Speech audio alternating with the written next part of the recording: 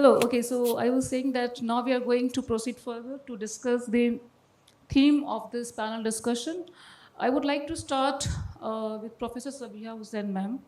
First, ma'am, I want to understand first thing that the Constitution of India guarantees dignity, freedom, and equality to all the citizens. It means all the rights are same for the Muslim women as well.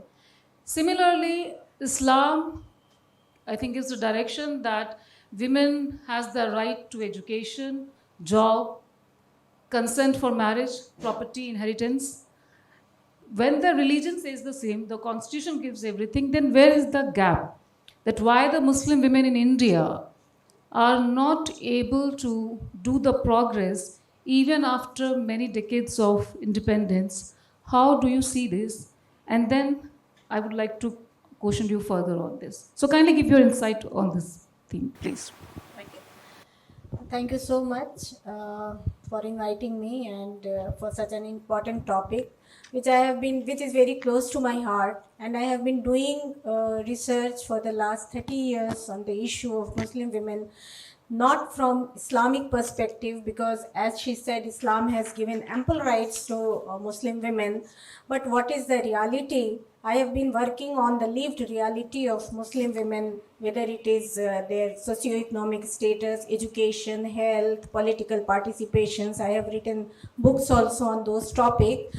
So the main reason I see that we have to come out from the narrow lens of religion to see the lived reality of Muslim women.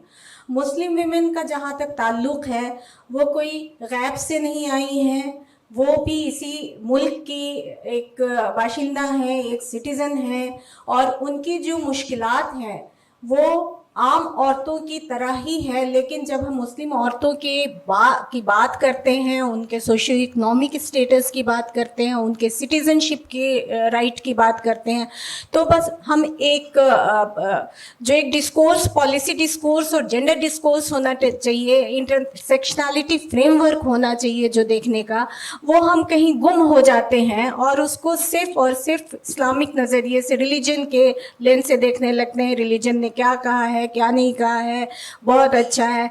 दो ही view हमको देखने को मिलता है, which I have always tried to come out with those popular views. One is Western world view that look at Muslim women as an oppressed human being, not human being. They don't consider Muslim women, as Babli said, they don't consider Muslim women as human being. Second world view is very glossy picture of Muslim women. They have ample rights, this, that. But हम देखें कि reality क्या है. इस title में भी मुझे लगता है कि एक अगर हम और ऐड कर सकें, rights, resources, realities and road blocks. क्योंकि जब हमारे पास रिसोर्सेज ही नहीं होंगे, resources not in terms of capital, not in terms of money, but opportunity. क्योंकि जब हम जेंडर इक्वालिटी की बात करते हैं बबली, तो हम मेन वीमेन का कंपैरिजन नहीं करते हैं. At least in gender discourse, gender studies discourse, some of my students are here from gender studies, we don't talk about equality of men and women. We always talk about the equality in terms of opportunities and resources. So I would like that the word. Yeah, thank you. So this is my personal opinion that whenever we talk about Muslim women as a citizen of India, we have to come out from the, we have to stop stereotyping them. And we have to come out with the larger perspective of policy and gender discourse. That's my view about this. My next question is from Sabah Naqvi ma'am. How would you describe the gap, if any, between media portrayals and lived experiences of Muslim women in India? Thank you. I'm very happy to answer this question. आज ही की बात है, सुबह मैं morning walk पे निकली और मैं मेहरौली में रहती हूँ, तो वहाँ पुराने इमारतों के बीच में मिडिल क्लास बिल्डिंग्स हैं, घेटोज हैं, और जहाँ कहते हैं कि बुलडोजर आ जाएगा. कुछ इलाके हैं जहाँ मुसलमान रह रहे हैं, और पार्क में एक कोने में जहां सारे स्विंग्स वगैरह हैं, कुछ बच्चे बैठ के दे वर डिगिंग द सैंड। तो मैंने पूछा बच्चे क्या कर रहे हो? छोटे छोटे बच्चे थे। कह रहे हैं कि हम मट्टी इकट्ठा कर रहे हैं क्योंकि हमारे घर में चूल्हे बन रहे हैं। अब चूल्हे क्यों बन रहे हैं? ईंट मट्टी सब इकट्ठा करके, गैस नहीं है। और बिल्कुल दे वर 5 years old, 4 years old, very sweet. And then one woman came running। और मैं उस इलाके में, उस पार्क के उस कोने में एक जगह पीछे एक स्लम है जहां बहुत मुसलमान रहते हैं, वहां से लोग आते रहते हैं। और दे वर a lot of them were Mewati women, and the children, 6-year-old girl holding a 2-year-old child, they were also to be the future women of India, of whatever, and they were working from their childhood. They are working. I was telling some of my fellow walkers, I said, कब दोस्ती बन जाती है अगर आप इतना घूमेंगे, हर तरह के लोगों से, इस तरफ उस तरफ, सबसे बन जाती है if you're a regular। मैंने कहा यहाँ तो बच्चे भी खुशी खुशी मेहनत कर रहे हैं हमारे मुल्क में, और ये आए हैं नंगे पैर और वो मट्टी को इकट्ठा कर रहे हैं। और फिर एक बच्ची आई अपने छोटे से दुपट्टे में, she said मुझे साग मिल गया। she had bhatwa साग, she had collected, broken it from the trees। So this is a manifestation of their lives. They're working hard. I can only give you anecdotes. I do not actually have positions on gender issues. I cover the larger, of course, I think all women should be equal, but my forte has been politics. I can tell you a little bit of my life. I'm a journalist and I managed to cover the Bharatiya Janata Party regularly for many years in the Vajpayee era. I have books out on that. I have managed with my life to be as empowered as I felt the need to be. And I was not held back by my own family in any way. And so I do not, I'm not a gender activist, I'm a political journalist. I will just say one thing, that the men cannot be separated from the women. If bombs are falling on Iran, they are falling on everybody there, children, women, men. If laws are being framed, if people are losing their rights to vote, it is happening to everyone. There is not a gender segregation there. In fact, some reports say it could be happening more to women in one part of the country. You said not to get political, so I will avoid that at this time. But the newspaper reports are saying that. तो अगर बम फूटेगा सब पे फूटेगा, अगर जंग होगी सब पे होगी, अगर कानून ऐसे आएंगे जो लोगों को बाहर करेंगे और कुछ को अलाउ करेंगे अंदर, तो सब पर असर होगा। उस बीच में हम अपनी दुनिया में जितने भी equality, generosity, sisterhood, brotherhood, as long as we bring that all into our own lives, it is a good thing. So I would support any idea of equality. At the same time, I am very hesitant to get engaged with it in a point where those who wish to make the Muslim community actually the target want to exploit these battles within the gender battles of the Muslim community. So since you have invited me, Bubbly, I'm putting my perspective on it. Huh? You know, that I also don't think it is the defining issue of my life. The defining issue of my life is justice for everyone, is to see education for everyone, to see rights for everyone, equality for everyone. And then only would I go on to the next stage. But thank you so much for having me. Very. Thank you, Sabha ma'am. My next question is to Dr. Shabista Ghaffar ma'am. Ma'am, how would you assess the status of Muslim women in India in terms of access to education, rights and opportunities? Since you have a long experience working in the different commissions and ministry and working for the minorities. So I want to understand this, that what is the ground reality basically? Thank you. Awaz the Voice, who's the group, and also the Awaz Khawateen who invited me for this wonderful topic which we are discussing today for the women's and women rights reality and roadblock. Thank you, Dr. Bubbly, and also I congratulate all the women. The men are more in here because they need to be much more empowered about the women rights, women obstacles. So like our co-panelists talk about, we are talking inclusive about men's and women's, both are affected. So both need to be worked for the progress and for the difficulties. As per, we are talking about the education. Education for the women, Muslim women status is like, there are many layers, many things are there, because I have experience of when I was 12 years old, I started working for the education, for the conflict area, because I belong from the Kashmir, then for other marginalized. So in one way, other way, the children's and the women's are affected in any case. Men's are also there, but women's are mostly like Miss Saba Naqvi was narrating the story, like the children, they were collecting, वो garden में घूम रहे थे, तो जो उनके पढ़ने के दिन है, आधे लोग तो ऐसे स्कूलों में जा रहे हैं जिनको मंथली 10,000 रुपये हैं, वो तो सैटरडे के दिन नींद से भी नहीं उठेंगे. So if they have the problem चूल्हे की, गैस की, which has affected, तो who is affected there? The women and the children. तो उनकी नींद तो खराब होके वो चले गए, और they are also अपने माश के लिए लड़ रहे हैं, जूझ रहे हैं, तलाश कर रहे हैं, जैसे बथुए का साग, ये बहुत चीज़ें प्रैक्टिकल है. राइट्स ऑफ विमेन, हमें मुसलमान औरतों की बात नहीं करनी चाहिए, हमें उस हाफ ऑफ द पॉपुलेशन की बात करनी चाहिए जो कि पूरे ग्लोब में है और हिंदुस्तान में भी है. हम लोग अगर फिर मुसलमानों की बात करें तो मुसलमान 20 करोड़ है, 10 करोड़ तो औरतें हैं. तो जो हमारा एक्सपीरियंस है, हमेशा स्ट्रक्चर में प्रॉब्लम है.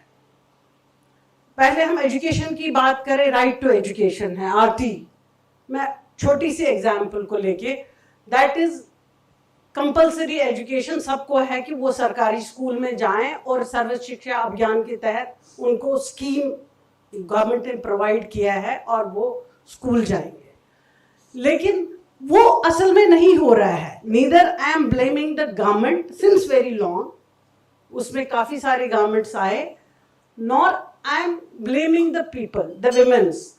मैं एक एग्जाम्पल आपसे शेयर करना चाह रही हूँ. जब मैं कमीशन में थी, I was heading the committee on girls education, तो मुझे रिपोर्ट बनाने के लिए बताया गया. तो मैंने पूरे हिंदुस्तान में रिपोर्ट्स जो भी है, जैसे भी तरीके से हमने काफ़ी सारा काम किया. और फिर जिस दिन मुझे रिपोर्ट रिलीज़ करना था मलवंकर हॉल में, कॉन्स्टिट्यूशन क्लब में, तो अब हर एक आप लोगों ने भी एक message the through the videography के तहत.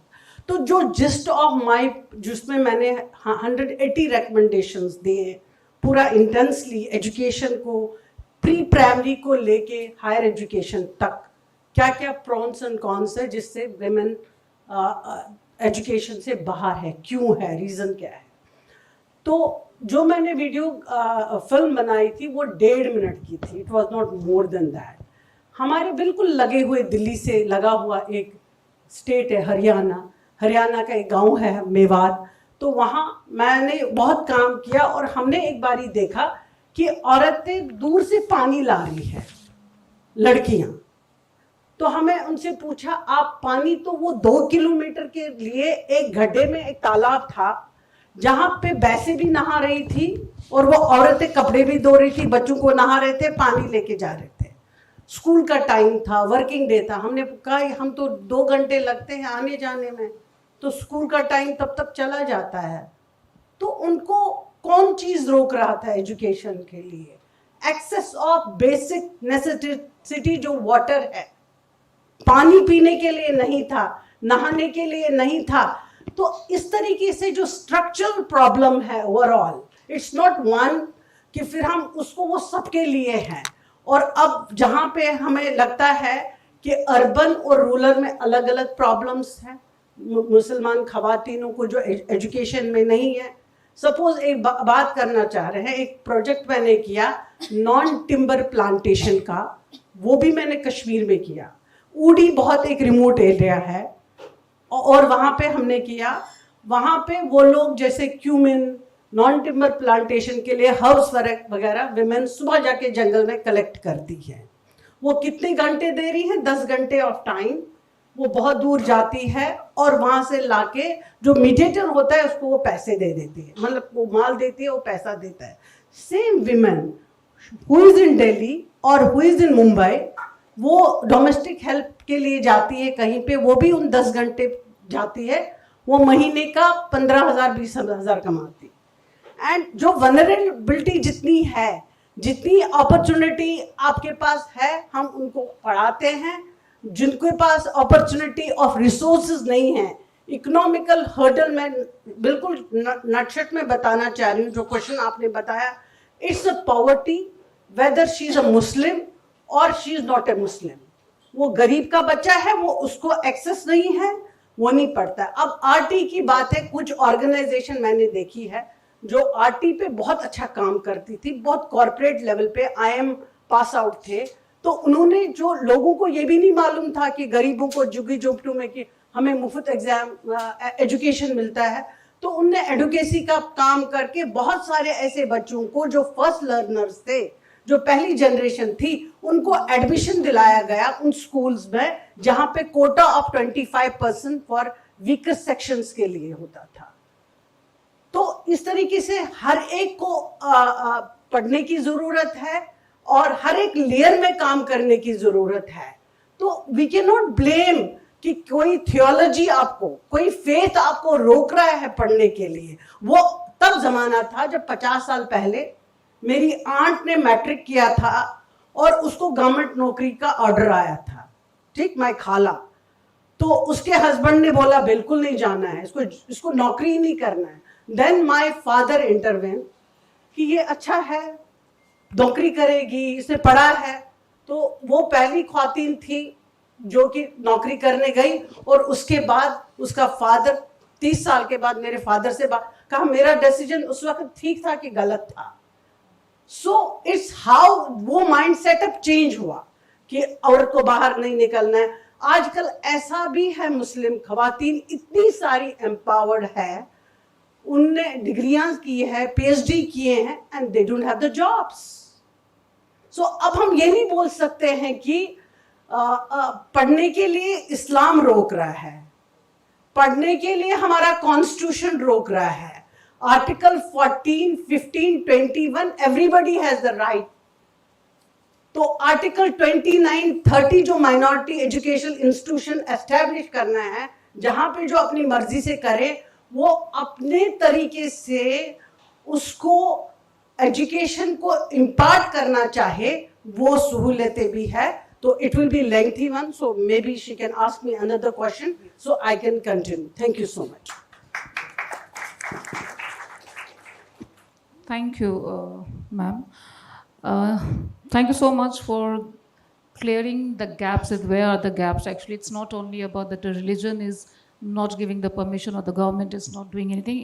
Because of the basic structural problems, even the policies are not able, the idea of policies or the information of the policies are even not able to reach to the women. And even if they have this information, because of this basic requirement of the families and setup, they are not able to get the benefits of all sorts of policies and I would say the benefit they should have. So this is something very critical. We need to think about it, because we are always, I think we keep talking a lot about the internal reasons and the external forces that why the status of Muslim women in India is not good, but nobody really talks about that there are certain problems in the structure and we need to work on this. So thank you so much, Shabishta ma'am, for this insight. Now I would like to move to Firdaus ma'am.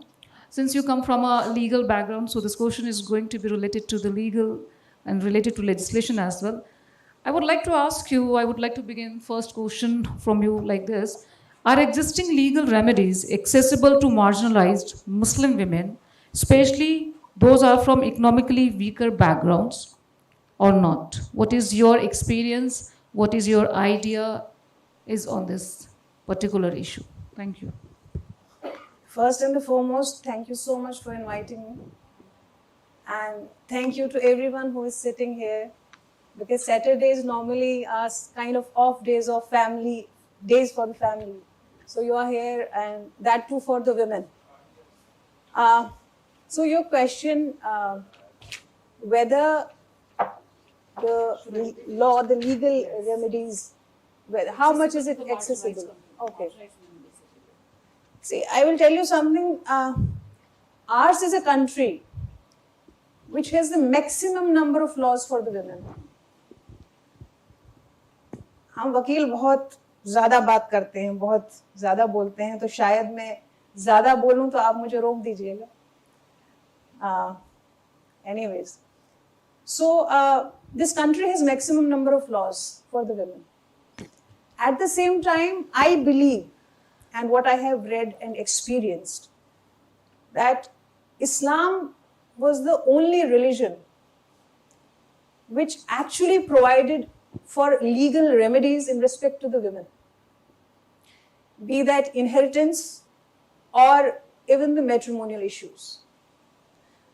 As Ms. Sabah Naqvi, she correctly said that there are certain issues we should not have went to court or should not have went in public, but this was brought in because, of course, you know why it was brought in. There is this always a bottom line. चलिए हिंदी उर्दू में आते हैं कि मुसलमान औरत जो है बहुत ही दबी हुई है. मुसलमान औरत जो है उसके पास कोई हुकूक नहीं है. हमारी औरत के पास वो हक है कि जब वो उसकी शादी होती है उसके बाद भी उसके वालिद के घर में उसका हिस्सा होता है. उसकी शादी होती है तो उसके ससुराल में भी हिस्सा होता है. अलग बात है हम लोग इस्लाम फॉलो नहीं करते प्रॉपरली. बाकी लोगों को पार्लियामेंट के एनेक्टेड एक्ट से मिला. I am very sorry because you know somewhere we will have to go on that. Something controversial, I don't know. I will try not to go on that. So anyways, तो हमारे जो laws हैं जो बनाए गए, अगर आप देखेंगे वो मैक्सिमम जो हमें हमारे मजहब ने दिया है उसके बेसिस पे ही है.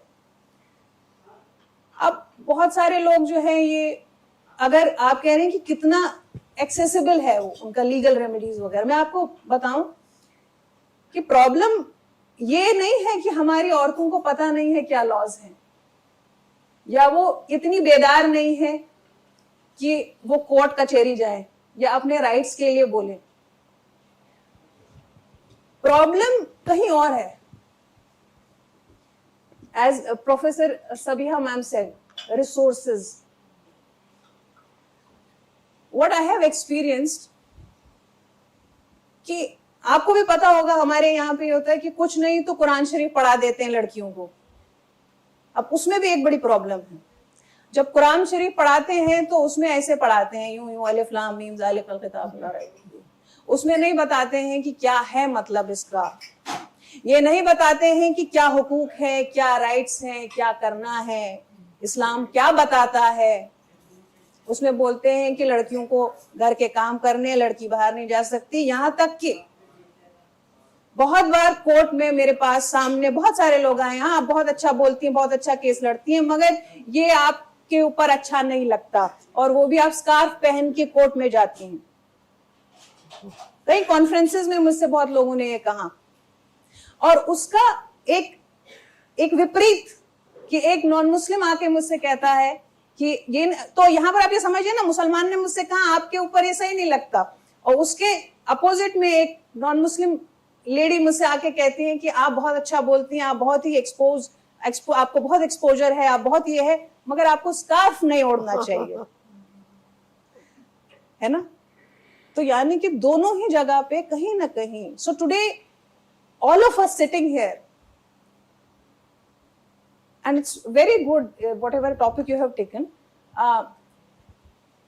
औरत तो दबी हुई थी, मगर हमारे साथ एक और स्ट्रगल है. हम मुसलमान भी हैं. हम लोग अल्लाह का शुक्र करते हैं मुसलमान हैं, बट इसका मतलब हुआ कि दो चीजें हमें प्रूव करनी पड़ती है, दो चीजों से स्ट्रगल करना पड़ता है. I am sorry, I think I digressed, but I'm using your platform. आपके सवाल पे आती हूं मैं। Before that I will say this कि हमें मेहर का राइट दिया गया है। Unfortunately I met so many women. I have been associated with so many NGOs and I hope to get associated with your NGO also. तो बहुत ही जो ghettos, बहुत ही ऐसे इलाके जहां हमें पता है, देखिए कॉन्फ्रेंस रूम्स में हम डिस्कशंस करते हैं, बट जो ग्राउंड लेवल है, ग्रास रूट लेवल है, वहां पे वो पता नहीं, पहुंच नहीं पाता है। सो कुछ ऐसे इलाकों में हम गए जहां पे हमने सोचा कि औरतों को बताते हैं कि भाई क्या राइट्स हैं आपके और कुछ हम उनकी मदद कर सकते हैं। वहां पे मैंने पूछा उनसे कि आपका कितना कितना मेहर बंधा हुआ है। आपको हैरानी होगी सुन के, किसी का 50 रुपए, किसी का 100 रुपए, किसी का 300 रुपए और आज के डेट में किसी का 800 रुपए। इस्लाम में जब मेहर का जिक्र है, जब ये हमें एक राइट दिया है मेहर, ये वो चीज है जो कि एक मेंटेनेंस है कि आप अपनी जिंदगी उस अमाउंट से चला सकें। आप अपनी उससे, अब 800 रुपए में आप क्या कर सकते हैं? उसमें तो आपकी एक क्रीम भी नहीं आ पाएगी आज के जमाने में। प्रॉब्लम एक और है, और जिसको मैंने अपने घर में करेक्ट करने की कोशिश की। हम अपनी बच्चियों को डिसीजन नहीं लेने देते हैं, हम उन पे डिसीजन थोपते हैं। बेटे ये तो मेहर तो इतना ही होना चाहिए और ये है और फलाना ढिमकाना है और वगैरह। अब आप वो लोग डिसीजन क्यों नहीं ले सकते हैं? क्योंकि आपने उनको उस हिसाब से एजुकेट ही नहीं किया। हम लोगों के घरों में प्रॉब्लम है। एक और पैनल डिस्कशन में मैं डॉक्टर शबिस्ता के साथ थी, वहां यही डिस्कशन था कि हम लोग अपने घरों में वो तरबियत ही नहीं दे पाते हैं, तभी कोर्ट्स में फिर केस चले जाते हैं। तो अगर हम मेहर को, मेरे वालिद ने जब मेरा मेहर मुझसे पूछा और मैंने उनसे कहा तो मेरा है 786 किलोज ऑफ गोल्ड। अब वो देते रहे जब जहां से दे सकते, है ना? शादी करनी है तो ठीक है कर लो। And he is a good man, he accepted it. अब खुदा ना खास्ता मुझे तो नहीं जाना पड़ेगा 125 CRPC में मेंटेनेंस मांगने, है ना? सो देयरफॉर कहीं किसी और कॉन्फ्रेंस में मैंने बहुत अच्छी बात सुनी थी। किसी ने कहा वहां पे, these are not my words or thoughts, but he rightly said, he said problem is that when we are not following Islam properly, so it won't even protect us. अगर आपका डिस्प्यूट है अपनी वाइफ के साथ, compatibility नहीं है, आप मारते पीटते क्यों हैं? कहाँ लिखा है मारना पीटना है?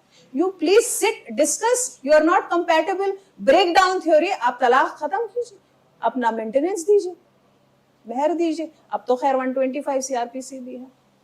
एक्सेसिबिलिटी की यही बात है कि हमें हमारी औरतों को, मैं जितना मेरा एक्सपीरियंस है, और recently I was sitting in the mediation, I am a trained mediator also. In a day's time, almost there were 46 or 47 matrimonial disputes, out of which I was surprised to see that almost 24 or 23 matters were of Muslim women.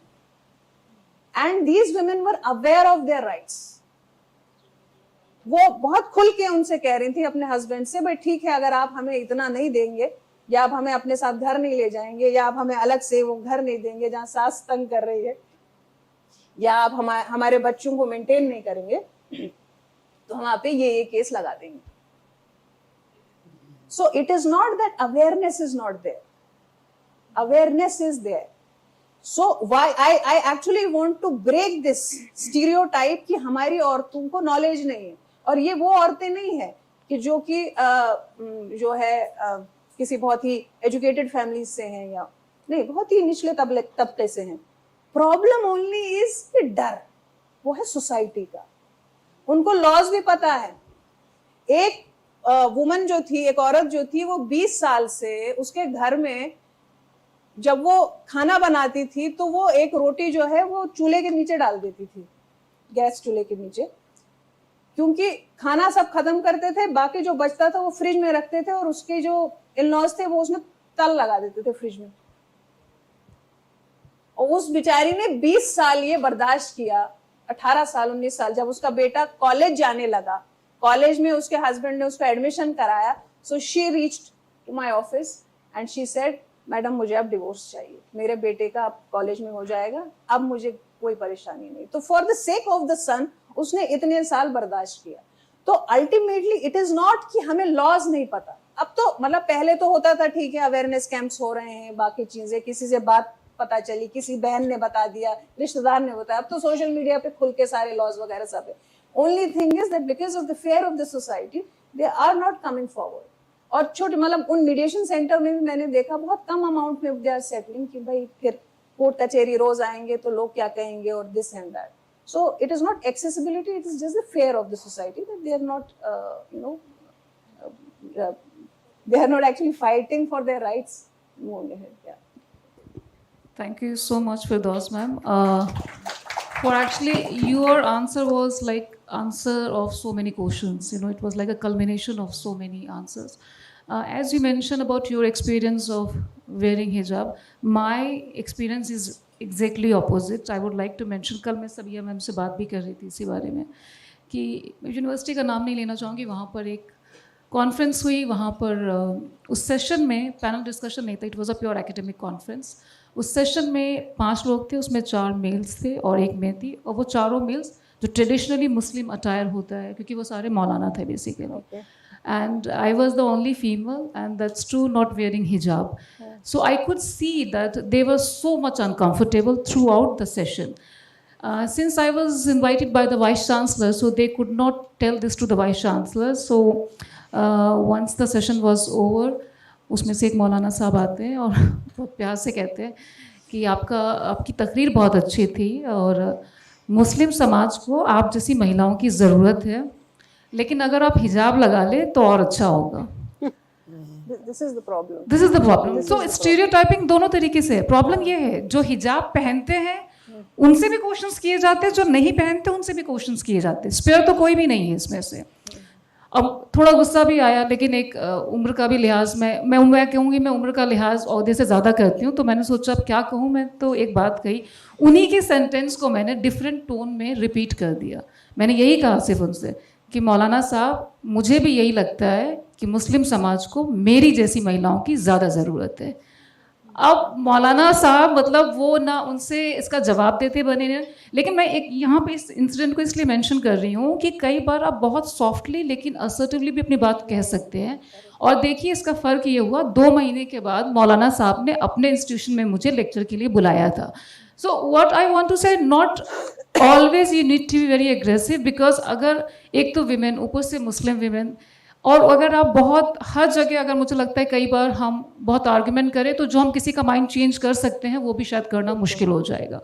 So middle path भी होना चाहिए, but if it is required to do argue, one should go for that, but not essentially I believe that we need to be very aggressive in our arguments. तो ये आपके incident से मुझे याद आया कि हम सबकी अपनी अपनी कहानियाँ हैं एक्चुअली यहाँ पर। आई थिंक सबिहा मैम की अपनी एक जर्नी, सबिहा मैडम और हम क्योंकि दोनों JNU से हैं, लेकिन हमारी जनरेशंस बहुत अलग है। Sabiha madam I think 90s में, आई बिलीव 90s में आप रही होंगी जी, मैंने अभी की है PhD। मैं आपसे ही सवाल पूछना चाहूँगी, हालांकि सेम सवाल शायद मैं अभी बाकी लोगों से पूछूंगी, rather than questioning the more theoretical question. आपकी जर्नी, बिकॉज आई बिलीव हर विमेन की जर्नी बहुत मुश्किल है, हिंदू मुस्लिम सिख ईसाई, विमेन की लाइफ इजी है ही नहीं, first of all. But since the panel discussion is based on Muslim women, so we are focusing on that. But generally I believe कि मुस्लिम विमेन के अपने ज़्यादा हर्डल्स हैं, लेकिन विमेन के हर्डल्स तो सभी के हैं।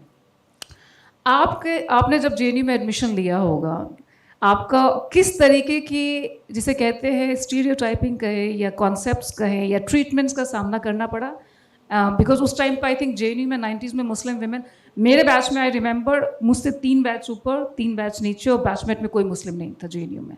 तो आई बिलीव जब आप रही होंगी तब तो शायद और भी मुश्किल रहा होगा। And I am talking about my centre CHS, because language department में शायद फिर भी मुसलमानों का थोड़ा ज़्यादा एडमिशन मुझे लगता है, लैंग्वेजेस की वजह से अपने preference.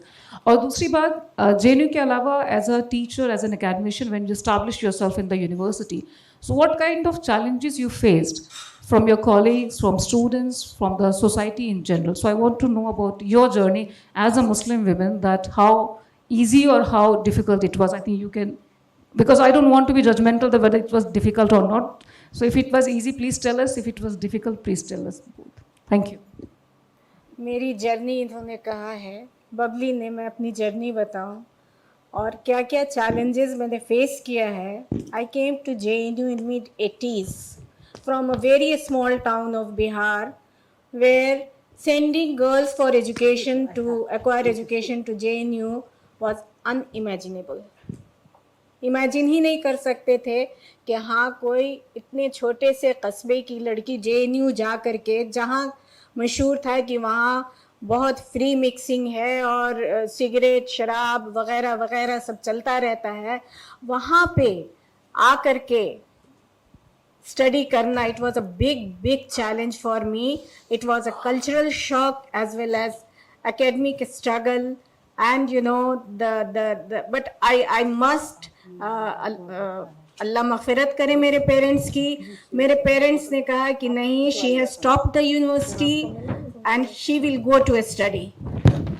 I know that resources were very limited and we were 5 sisters, all of us were getting education, so sending for a very middle class man in a government job, you know, if you are honest, you are always hand to mouth. तो उस इसमें भी मेरे अब्बा ने हमको भेजा वहाँ JNU में, और JNU में आने के बाद आप यकीन माने, I was the first Muslim girl from Bihar. अभी भी मेरा रिकॉर्ड है कि 80s में, अच्छा, the girl who always cries because it was a cultural shock. I never saw a woman smoking. I never saw a woman riding bike. So I just hold my brother's arm and I said कि no, I'm not going to stay in the hostel. यहाँ लड़कियाँ cigarette पीती हैं, यहाँ bike चलाती हैं, मुझे डर लगता, भाईजान मुझे ले चलो यहाँ से. So that was the journey, you know. And but I must say that if you have talent, if you have decided to do something in your life, कोई हर्डल आपको रोक नहीं सकता है, कोई दीवार, कोई ऐसी चीज़ नहीं है जो आप नहीं क्रॉस कर सकते हैं. मैंने मास्टर्स किया, फिर मैंने MPhil में एडमिशन लिया, और सपोर्ट हमेशा हमारे टीचर्स का, because they all know that I am from a Hindi background, I have language problem, so they all supported me. I am thankful to all my teachers, R.K. Jain, Yogender Singh, T.K. Oman, who is no more, Professor Nandu Ram, Professor Panini. All of them were so cooperative and so friendly with me. Whenever a boy used to say me, hello, how are you, Sabiha? It was, you know, I was very scared. Why he is talking to me? The way we are being socialized, कि भाई लड़कों से बात नहीं करनी है ना, एक टैबू है लड़कों से बात करना. तो उस वक्त में जो ये चीज़ें थी, स्ट्रगल तो रहा, लेकिन I achieved a lot, you know, with the support. What I want to emphasize that if you have support, institutional support or familial support, you are going to overcome all those challenges. My father, my parents, my mother, my father, my brother, you know, अभी इन्होंने कहा ना कि हम आदमियों से लड़ाई नहीं करते हैं, है ना, हम एक ही गाड़ी के 2 पहिए हैं, अगर एक पहिया ठीक से नहीं चलेगा तो गाड़ी टेढ़ी हो जाएगी. तो हमारे सक्सेस में, और हम जो आज इस मुकाम पे हम पहुँचे हैं, हम सब यहाँ पे जो बैठे हुए हैं, हम ये कहते हैं कि हम कहीं ना कहीं, जैसे हर सक्सेसफुल मैन के पीछे एक वुमेन होती है, हम इसको अदर वे राउंड देखते हैं, हर सक्सेसफुल वुमेन के पीछे एक मैन होता है, चाहे वो फादर की शक्ल में हो, ब्रदर की शक्ल में हो, हस्बैंड की शक्ल में हो. आज हम यहाँ बैठे हैं, मेरे हस्बैंड घर पे हैं. He also wanted that today Saturday she should be there, but he allowed me. He allowed me. Not allowed me. He supported me. No, you must go. You have expertise on Muslim women, so you must go and share your experiences. So that's how. And as a professor, you know, what I found in Jamia, that I have worked for 10 years.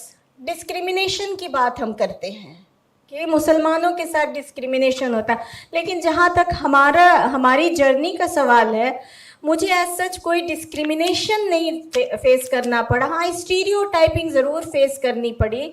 मैंने 10 साल centre for women's development studies New Delhi में काम किया है, and there I was selected at my own merit. मेरी कोई banking नहीं थी, मेरे फादर कोई टीचिंग लाइन, मेरा ख़ानदान 7 पुश्त भी हमारी टीचिंग में नहीं थी, तो I got the job eight my own merit. तो डिस्क्रिमिनेशन, लेकिन हाँ स्टीरियोटाइपिंग ज़रूर है। 2-3 एग्जाम्पल हम स्टीरियोटाइपिंग का देना चाहेंगे, अगर बबली मुझे इजाज़त दें तो। हम जानकी देवी कॉलेज है यहाँ दिल्ली यूनिवर्सिटी का, तो हर किसी की ख्वाहिश होती दिल्ली में मेरी नौकरी हो। हाँ, चूँकि मेरे हस्बैंड वॉज इन दिल्ली, तो हमने भी काफ़ी जगहों पे ट्राई किया।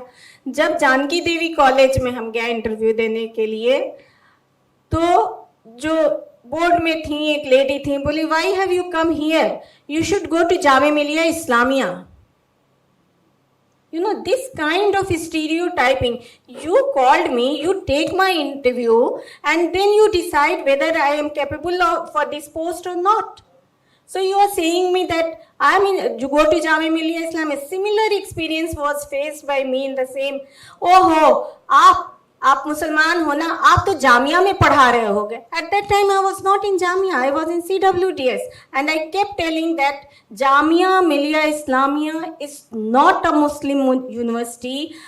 50% reservation is there for the Muslim, but rest 50% are from other community. So this kind of stereotyping I faced, and I wanted my students.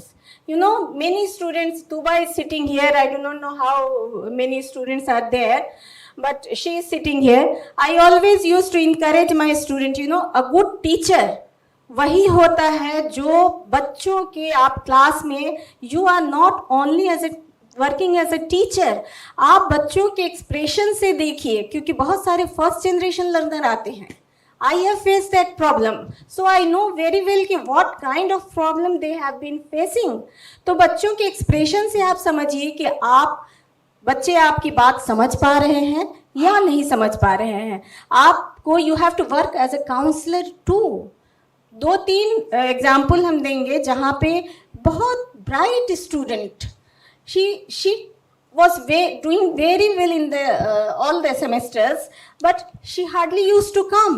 Then I called her once, and you know, people say that violence is not in Muslim community, but I totally disagree with this. You know, she was a victim of child abuse, so she was very scared of interacting with the people, and I did counseling for I think months, and she stopped. So teacher का जैसे हमने face किया है कि आप जाते हो कहीं नई जगह पे, तो आपको first generation, although I was not first generation learner, but still I faced those challenges. So I don't want my student to face those challenges. You know, extra classes लेके अलग से बुला करके सबको वो करने के लिए आपको, अगर उनको कुछ स्टीरियोटाइपिंग का फील हो रहा है, स्पेशली जो नॉन मुस्लिम स्टूडेंट आते हैं, initially when they come with this mental block, अच्छा जामिया है, so we have to treat equally, you know, to come out with this stereotype. So my journey, you know, stereotyping, discrimination, so I won't say that I faced any kind of discrimination. That is why I'm sitting here. But you have to cope up with all the challenges with your talent. Talent होना बहुत ज़रूरी है। आप उस talent को कैसे apply करते हो, सीमेंट बालू रखा हुआ है लेकिन आपको उसको अप्लाई करने नहीं आता है, तो दैट इज़ यूजलेस। तो आपको अप्लाई कैसे करना है वो बहुत ज़रूरी है। Thank you. Thank you, Sabia ma'am. Sabha ma'am, I would like to ask you a question, that how was your journey, like you have more than experience of 30 years, as a female journalist or being a Muslim female, did you face any kind of problems? The way my life's journey has been is that there is no question in today's world, anyone with a Muslim is stereotyped. And I'll share a few anecdotes. But where I've landed up today, no man allows me to do anything. I'll be very clear about that. I do everything myself. With my decisions, I'm empowered. I don't need the permission of anyone. I have my thing about it. So I'm very clear about that, because I think even the language, we talk of empowerment and then we use retrograde phrases. I don't need the permission of anyone. I'm very capable. I support them. I am a support to them, to the men. But I am aware that many women do not think like, they have a different journey to my journey. But I want to share a story with you about the veil. The burqa, the chadar of Iran, the headscarf. So my Dadi Jan, she was a traditional woman, Begum Atiya Naqvi, in Uttar Pradesh. वो हम लोग जाते थे, कभी कभी बचपन में summer holidays parents घूम रहे हैं तो हमें भेज दिया जाता था लखनऊ में. My grandfather was a lawyer and she, वो गांव में जो घर था वहां मुहर्रम में सब इकट्ठा होते थे. और हमने नोटिस किया कि जब भी मजालिस जो होती है मुहर्रम के दौरान, कि जब भी घर की होती है, main women everybody would sit together. But the minute मौलाना बाहर के आ रहे हैं तो खवातीन को पीछे बहुत गर्मी वाले, अगर मुहर्रम गर्मी के मौसम में पड़े, वहां पंखा नहीं चल रहा, पसीना छूट रहा है. और मैं बच्ची थी और मैंने कहा, उनको हम अम्मा जान कहते थे, मैंने कहा अम्मा जान मैं नहीं बैठूंगी. तो उसने बोला अच्छा ठीक है बेटा, अगर तुम्हें नहीं अच्छा लगता तो कोई जबरदस्ती है, तुम ना बैठो यहाँ. मैंने कहा या तो मैं आगे बैठूंगी या मैं नहीं बैठूंगी. तो I was like that. And so I had, and she is a lady. Family में लोग बुरखा पहन के आती थी, they used to take it off. She removed her veil. But my life journey also made me understand that moving forward, sometimes people wear the veil, and I will get to that later. Years later, I was in Oxford University I was part of a fellowship, और 9/11 हो चुका था. वो मतलब वो हवाई जहाज ने ट्विन टावर्स को सत्यानाश कर दिया था. पूरा the western world was so scared of Muslims. और हमारे दुनिया भर के फेलोज आए हुए थे ऑक्सफोर्ड में, और एक आई थी from Egypt, Cairo, and I know her name because she later lived in Beirut, which is being bombed. We became friends. Her name was Umayma Abdul Latif, and she covered the Muslim Brotherhood in Egypt, which was big at that, very important thing to cover. She was the most fabulous journalist. There were journalists from Hungary. I was there. अलग-अलग मुल्क के लोग थे. Australia से कुछ आए हुए थे. टर्की से एक थी, वेरी मॉडर्न. उमायमा ने हेडस्कार्फ पहना हुआ था. तो प्रॉब्लम ये होता था कि वो suddenly, why is she wearing a headscarf, she is so smart, वो हर जगह सबका इंटरव्यूज ले रही है. So some of the other fellows, especially a very nice man called David, he came to me and said, why mom is wearing the headscarf? I said, David, what bothers you? She's wearing it. Later on, I had a conversation with her. Her mother never wore the headscarf. She started to wear it because of the acute state of repression in her country of rights at that time. And she identified with an identity which challenged Western narratives. That was her reason for wearing it. She was a very empowered woman. And as I've said to you, she worked in a newspaper where Edward Said wrote. It was not an ordinary thing. She covered a Muslim Brotherhood. This was a fabulous journalist. She chose, not because her family forced her to, she chose that. Anyway, that is her story, because in the Middle East or West Asia, people have their own paths.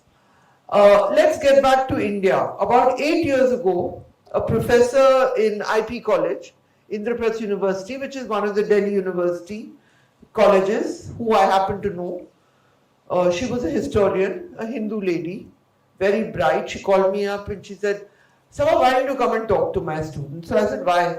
Why? Journalism, media? कहा नहीं, इतनी सारी girls वो सब headscarf पहनने लगी हैं. मैंने कहा वो सालों से पढ़ा रही हैं? तो कहा नहीं, it is a new trend, they are wearing it now. तो मैंने कहा अच्छा. I had not thought much about headscarf since I did not wear. So I said, okay, I'll come, I'll sit there. She had organized, very well organized. Pure colleges, mein about 40 girls were there who were there. They were obviously all Muslims.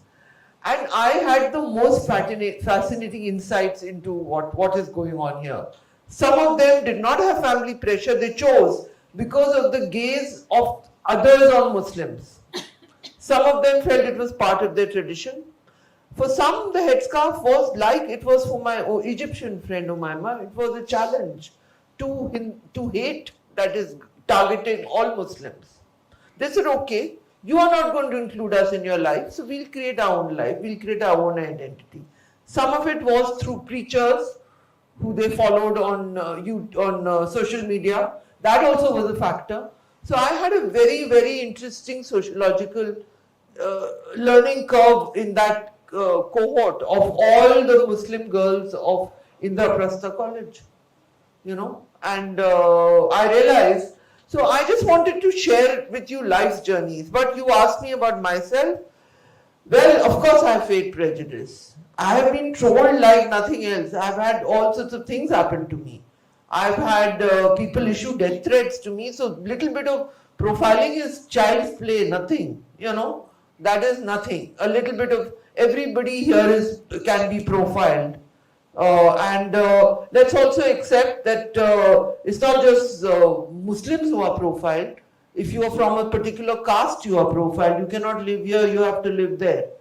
But certainly very much before this current era, when I was a child and then I grew up, and when I went to look for a house also, the broker said, here they don't give to Muslims. But this was not it's not something that happened yesterday. Yes, saalon se ho raha hai. But they also don't give to their fellow Punjabis at that point, because they said वो छोड़ते नहीं है. South Indians आ जाए उनको देंगे, वो छोड़ देते हैं चुपचाप से. So you know we don't. This is the truth. South Indians वो कह रहे नहीं जी पंजाबियों को भी हम नहीं दे रहे हैं आजकल क्योंकि वो छोड़ते नहीं है. अब तो मुस्लिम के खिलाफ और हो गया. साउथ इंडियन फेवरेट टेनेंट था दिल्ली में. साउथ इंडियन वो चुपचाप से चले जाते हैं. That was the impression. So life has, there is no black and white story. There are shades of grey, but there is no doubt. And I can also tell you about Iran, where I've been many times, where women wear the chadar. Some don't want to wear the chadar, but that is a society where it has the highest literacy levels. It's more than 80, and some of it has happened after the revolution, which is why these guys, they have hung in, why people can fight for them. And I have been to the floor of the IRNA news agency. आपने देखा होगा वो पूरे floor में, it is quite a sight for me, क्योंकि चादर बुरखा जैसा नहीं है, चेहरा दिखता है. I was also wearing it. पूरी फ्लोर में मीडिया चल रही है चादर की तरह. They are flying like people, you know, going here, going there. The whole floor is full of it. It is a visual thing which I remember, you know. So it was like a sight, and they were all journalists. So let's not get trapped in stereotypes. People face a lot of challenges in life. But where I've reached right now, I'm very blessed. I can support a lot of people. I can speak up for their fights and their rights. But I need permission from no one to do that. Thank you very much. Thank you so much, Sabha ma'am. Actually, what you replied, I actually wanted to ask two questions, but because of the paucity, I did not ask. That what kind of stories, you know, stayed with you for a long time? I think what you were describing, it was more like that, and then your own experiences also. So thank you so much for giving not only insights, but the stories you shared. It's because sometimes I believe that being a journalist, it is difficult, definitely. Being a Muslim woman, it must have been. But since you are very powerful, so probably, I believe so. I believe so. So it was like if any other women, like, because since childhood you just told about the story of being, you know, in the child कि आपने मना कर दिया कि अगर पीछे नहीं बैठना है, आगे नहीं बैठना तो पीछे भी नहीं बैठे. So this kind of spirit really helps you out, right? तो वो जिसे कहते हैं बचपन से ही कुछ हमारे traits नजर आ जाते हैं. And I'm very happy कि आपने अपने लिए बिल्कुल सही profession चुना, because ऐसे journalist की बहुत ज़रूरत है. Now I would like to move to Shabista ma'am. It is also going to be the culmination of both the questions, since we're really running out of time. I'm sorry, but being the moderator, I need to say this, that what was your journey like, ma'am? And kindly combine with this question, if you can, in the short span of time. If you had to recommend 3 immediate actions for stakeholders, government, educators, and communities, what would they be? Thank you. Thank you so much. Sometimes when we are as a panelist, we get lot of answer of the questions and the question raised there, but the topic is there. As Professor Sabia was telling that she came from Bihar, और मैंने बिहार काफ़ी गई हूँ, काफ़ी लोगों से मिली हूँ, औरतों से मिली हूँ, काम किया है कि she was sharing her experience कि जब वो JNU आई और उसने अलग तरीक़ा का माहौल देखा and it was a culture shock. 2 चीज़ें निकल के आती है उसी बिहार में जहाँ पे we have a lot of madrasas अभी के दौर में, सर्टिफाइड मदरसास, और वो बच्चों को आपके फादर भी उसी सोसाइटी में थे, वही इस्लाम फॉलो करते थे, तो उनका रोशन ख्याल था, वो अफोर्ड कर सकते थे. इस्लाम ने प्रोहिबिट नहीं किया, विजन ने आपको, फादर के विजन ने हायर एजुकेशन में, एंड शी इज माशाल्लाह एम्पावर्ड इन वेरियस वेज. तो इस्लाम इटसेल्फ कभी नहीं प्रोहिबिट करता है किसी को. ये चीज़ पहले हमें यहाँ यंगस्टर्स है, we have our own story, बहुत सारी चीज़ें हैं, जैसे सबा वाज टेलिंग कि it's not black and white, we have the grey shades, हमारी जर्नी ऐसे चल. बट अभी जो नैरेटिव से हम वर्ल्ड ग्लोबल, हम अपने कंट्री की भी नहीं बात करेंगे, यहाँ पे बहुत सारे यंगस्टर्स हैं, बच्चियाँ हैं हमारे साथ, और हज़ारों तादाद, लाखों तादाद through the means of media it can be circulated, हम लोगों को सुनेंगे. उसमें पहले ही हमें, जैसे अब मैं अपनी एग्जांपल दूँ, मेरे लिए बहुत कल्चरल शॉक होता था कि मैंने उस कश्मीर में जहाँ कॉन्फ्लिक्ट था, पहले जब मैं स्कूल जाती थी मैं स्कर्ट पहनती थी. मेरे फादर ने हमें हमेशा अपने साथ बिठा के न्यूज़, तब हम बहुत छोटे थे.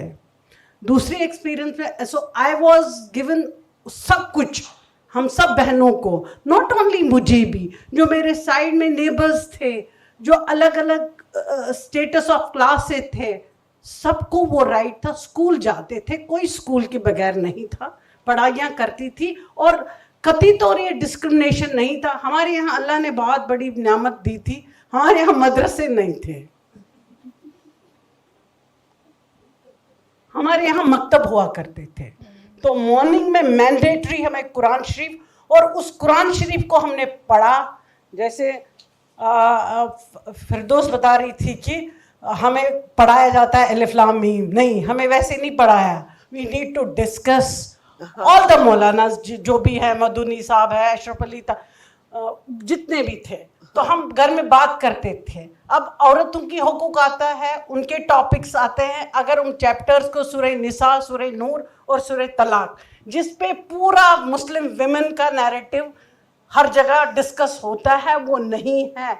अगर आपने, आई एम सेल्फ सफिशिएंट, हमने भी बहुत सारों का एम्पायर किया, मुझे किसी ने हाथ पकड़ के कभी मेंटोरिंग नहीं किया, but I have been inspired by many people.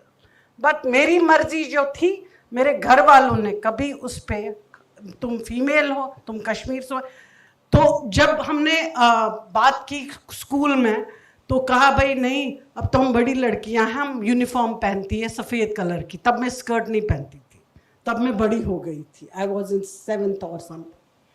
तो अगर हम घर से निकले तो आपको एसिड लगाया जाएगा, तो वो कॉल आई है, पोस्टर्स आए हैं. मैं बहुत डरपोक थी उस ज़माने में, तो मैंने घर में मदर को बोला, नहीं वो तो कल नहीं जाने देंगे. My father was not there, वो कहीं और होते थे, तिजारत की वजह से वीकली आ जाते थे. तो हमारी मदर उन दिनों दूसरी वेल सब औरतें पहनती थी जस्ट.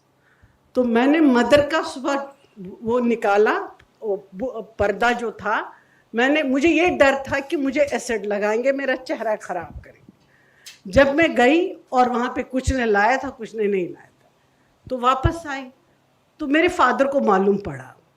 तो ही वॉज अ पर्सन जो कि बहुत ही उसके खिलाफ थे, आपको नहीं लगाना है. उसने कभी प्रमोट नहीं किया बुर्का को। I want you to be mentally, और इस सबसे था, ऐसा नहीं था। So I was privilege. मैं अपनी जनरेशन की लड़कियों को, जो आने वाले, जो फेस कर रहे हैं, जिनको मैरिज करना है, जिनको, आप कुरान शरीफ को अच्छे से पढ़ लीजिएगा। कुरान में हर चीज है, अगर आप फेथ को फॉलो करते हो। नहीं करते हो कोई बात नहीं, हमारे लिए संविधान काफ़ी है, ग्लोबल सिटीजनशिप काफ़ी है। जैसे 200 साल से पहले फेमिनिस्ट मूवमेंट चला, और राइट फॉर वोट है, और बहुत सारी चीज़ें। तो हमारे इस्लाम में, अगर हम इस्लाम की बात करें, तो उसमें जो वो तो उन्होंने 1400 साल पहले कुरान में सब कुछ दिया है।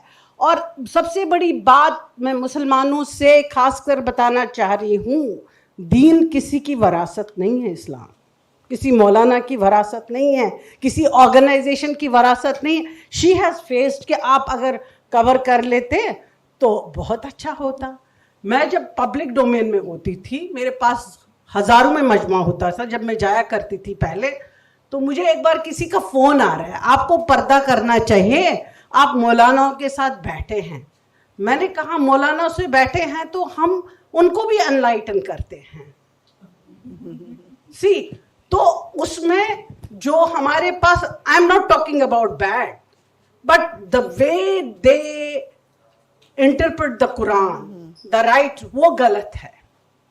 उस तरीके से हमारे पास इस्लाम नहीं आता है। तो रसूलुल्लाह सल्लल्लाहु अलैहि वसल्लम का जब लास्ट खुतबा था हज के दौरान, जो कुरान में भी नोट है, कि उन्होंने क्या खुतबा दिया वहां पे, कि मैं इस इस्लाम को आपके हवाले करके, आप इसके एम्बेसडर्स हैं। तो वहां खाली मर्दों को बोला? No, it's both. अल्लाह ताला ने अगर एड्रेस भी कुरान में किया है, उन्होंने पहले, वो रब्बुल आलमीन है, वो सबके रब है। उसके बाद उन्होंने खवातीन और मर्द दोनों को अल्लाह ने वहां पे हमें एड्रेस किया है। तो why we are creating the confusion? अगर हम पढ़े लिखे नहीं हैं, हमें उसको काउंटर करना नहीं आता है, that is not the fault of the system, because we are not able to represent our religion, our individuality in a positive way. फिर उसको पॉलिटिसाइज, चाहे कहीं से। एक बारी हमारे एक मित्र थे, दोस्त थे, मतलब काम के ही, वो लंदन में हुआ करते थे। वो असल में उनकी जो पैदाइश थी वो लंदन की थी, उनके जो मतलब रूट्स थे वो इंडियन के थे, वो कहीं पे महाराष्ट्र के थे। तो वो उनके घर वालों ने उनको इस्लामी थियोलॉजी भी पढ़ाई थी। अब उनने पूरी दुनिया देखी थी, वो ही यूज्ड टू मीट मी और आते थे। तो उनने कहा वो क्या काम करते थे पूरे वर्ल्ड में, वो आइमा, इमामों को कैपेसिटी बिल्डिंग प्रोग्राम देते थे। व्हाई इट वाज नेसेसरी कि जो हमारे खुतबा होता है जुमे की नमाज में, तो वहाँ दोज़ख जन्नत ही बताते थे। क्यों बताना है, वो सबको मालूम है, इट्स ऑल द डीड्स। तो वो उनको ये कैपेसिटी बिल्डिंग करते थे कि आपको ज़रूरत के हिसाब से हमें ये अच्छा सोसाइटी बनाना है, सोशल जो चीज़ें हैं जो कुरान में सही लिखा है, तो दैट वाज नीडेड। क्योंकि हमारे पास बदकिस्मती प्रॉब्लम है, हमारे पास पढ़े लिखे लोग नहीं हैं, जो सो कॉल्ड कहते हैं आपको जहन्नम मिलेगी अगर आप हेड स्कार्फ नहीं करेंगे, आप अगर स्कार्फ कवर करेंगे, बुर्का पहनेंगे, आप कुछ भी गलत कर लो, लेकिन आपको हम सर्टिफाई कर रहे हैं आप जन्नत में जाएंगे। That is the wrong. ये अपना चॉइस है, कपड़ा पहना, स्कार्फ देना, नहीं लगाना, जो भी है दिस आवर। लेकिन अब हिंदुस्तान में जहां हम रहते हैं, वी आर द, यहाँ पे तो बहुत मॉडेस्टी से, डिग्निटी से हर एक औरत मुंह होती है। हमारी ये कल्चर है। अभी मैं एक बात बताना चाह रही हूँ, जैसे हम साउथ की ओर जाएंगे, साउथ कश्मीर में, तो वहाँ पे क्यों वो प्रॉस्पर्स है। सपोज हम केरला की बात ऑन एंड ऑफ करते हैं, वहाँ दे डिड नॉट डिस्क्रिमिनेट। वो कल्चरली इतने रूटेड है, जो अच्छाई है, उनकी जीडीपी अच्छी है, उनकी एजुकेशन अच्छी है। जहाँ हम किसी को स्पेस देते हैं, you come and you enter in our space, और उस पर आप हमें बेवकूफ़ बना सकते हैं, वो तो हमारी अपनी कमज़ोरियाँ हैं। वो तो हमारी अपनी। तो सबसे बड़ा इम्पोर्टेंट टूल क्या होना चाहिए? एजुकेशन। एजुकेशन की मैं इससे जोड़ना चाह रही हूँ, जैसे हम कह रहे हैं कि हिंदुस्तान में काफ़ी सारे एजुकेशन मुसलमानों की, लड़कियों की कम है। हम लड़कियों की बात करें, प्राइमरी एजुकेशन में बेतहाशा एनरोलमेंट होता है, और सेकेंडरी लेवल आते आते वो सबके, और हमारा भी। It's not only the Muslim of India, it's the global. जो आपके यूनेस्को ने भी अभी जो मॉनिटरिंग रिपोर्ट, उनका ग्लोबल मॉनिटरिंग रिपोर्ट, उसमें भी सब सहारा, लैटिन अमेरिका, बाकी जगहों पे भी वही सारी चीज़ें हैं, वही रीज़न है। अर्ली मैरिज, अगर मैं यहाँ पे भी, क्योंकि I work with all the section of the society of the women, चाहे वो मेरे पास काम कर रही हो, चाहे वो मुझे रास्ते में कहीं मिले, चाहे वो हायर, मैं सबसे बात करती हूँ। एक थी डोमेस्टिक हेल्प, वो बोल रही है मेरी बेटी स्कूल नहीं जा रही है। ऐसा क्यों? 14 साल की है, इसकी शादी करनी है। मैंने कहा कैसे?